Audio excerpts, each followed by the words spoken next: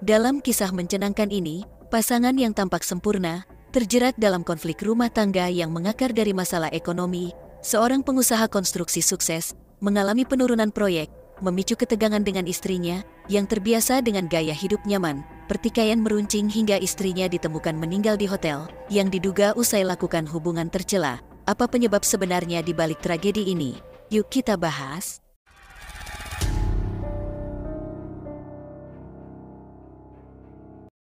Kita mulai dengan berkenalan dengan sepasang suami istri yang tinggal di Desa Mas Kuning Kulon, Kecamatan Pujar, Kabupaten Bondowoso, Provinsi Jawa Timur. Pasangan ini terdiri dari Ahmad Fauzi yang berusia 47 tahun dan istrinya, Imelda Yunia Francisca, yang berusia 31 tahun. Sebelum menikah, Fauzi dikenal sebagai seorang pengusaha sukses di bidang konstruksi, mendapat kepercayaan banyak orang untuk menangani proyek-proyek konstruksi. Kemudian, Fauzi bertemu dengan seorang wanita bernama Melda, yang memiliki salon kecantikan di Kecamatan Pujar, Kabupaten Bondowoso. Seiring berjalannya waktu, hubungan antara Fauzi dan Melda semakin dekat, berkembang menjadi hubungan asmara yang akhirnya membuahkan keputusan untuk menikah.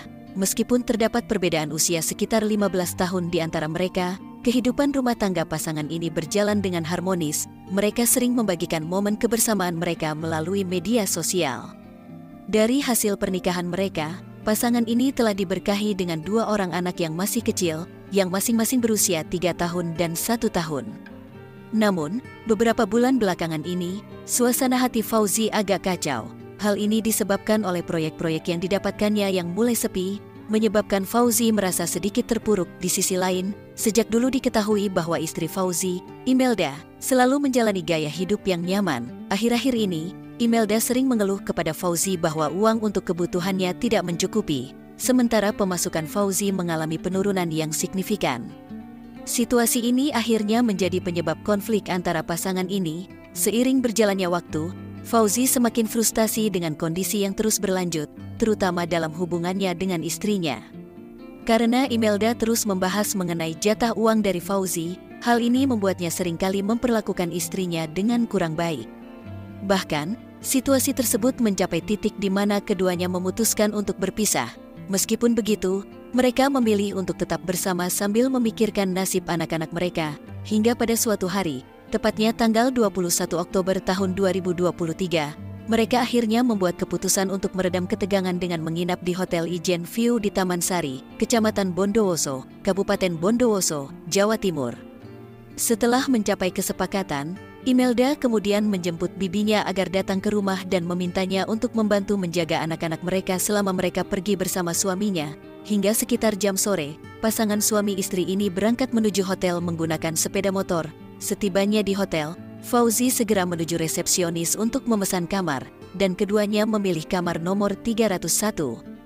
Tak lama setelah itu, mereka keluar dari kamar untuk makan malam bersama di hotel. Setelah selesai makan sekitar jam 10 malam, mereka kembali ke dalam kamar dan melakukan hubungan pengenceritan. Setelah melakukan hal tersebut, keduanya kemudian membersihkan diri dan duduk bersama di atas kasur.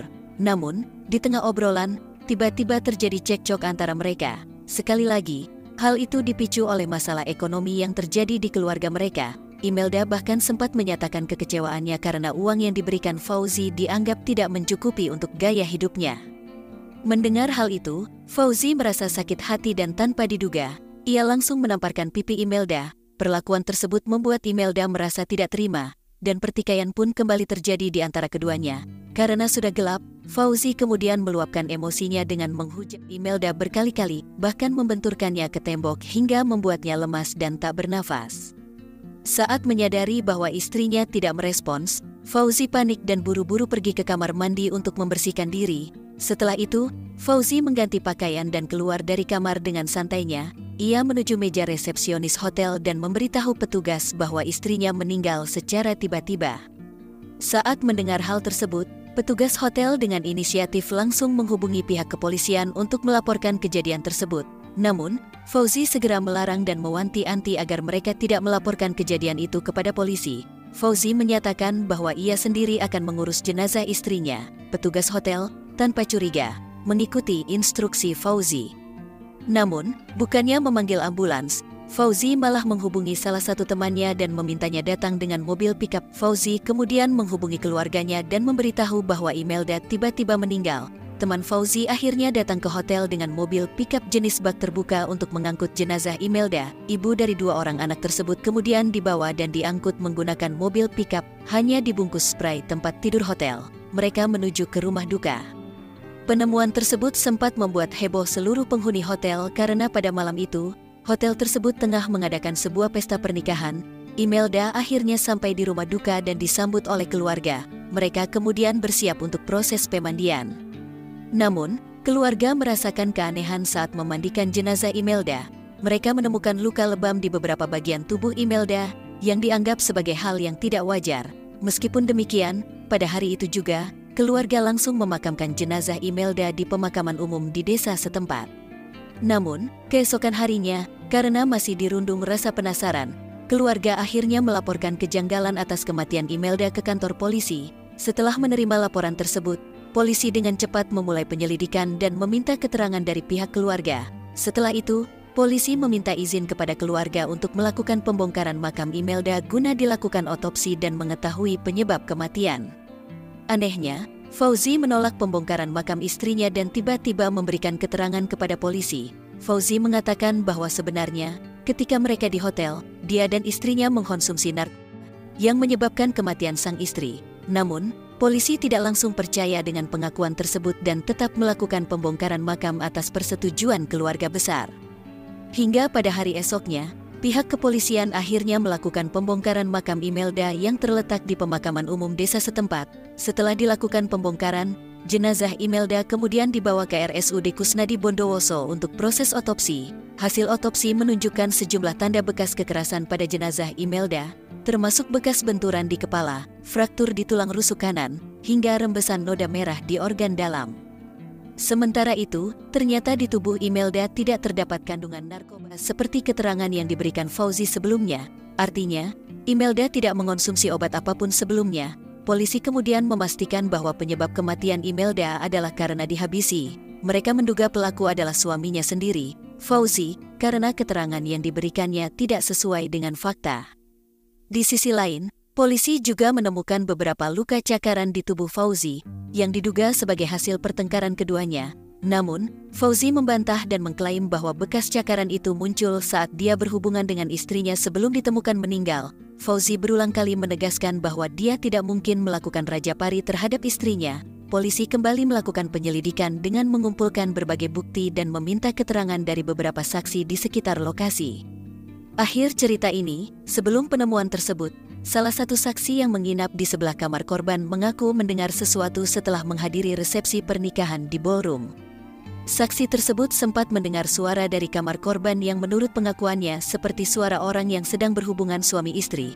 Namun, tak lama berselang, dia juga mendengar suara seperti benda yang dibenturkan ke box. Saksi yakin bahwa suara itu berasal dari kamar korban karena posisi dinding kamar korban bersatu dengan kamarnya. Berdasarkan bukti-bukti dan kesaksian saksi, polisi berhasil menemukan titik terang dalam kasus ini. Fauzi tidak bisa mengelak dari semua bukti yang ditunjukkan oleh polisi, dan akhirnya mengakui semua perbuatannya.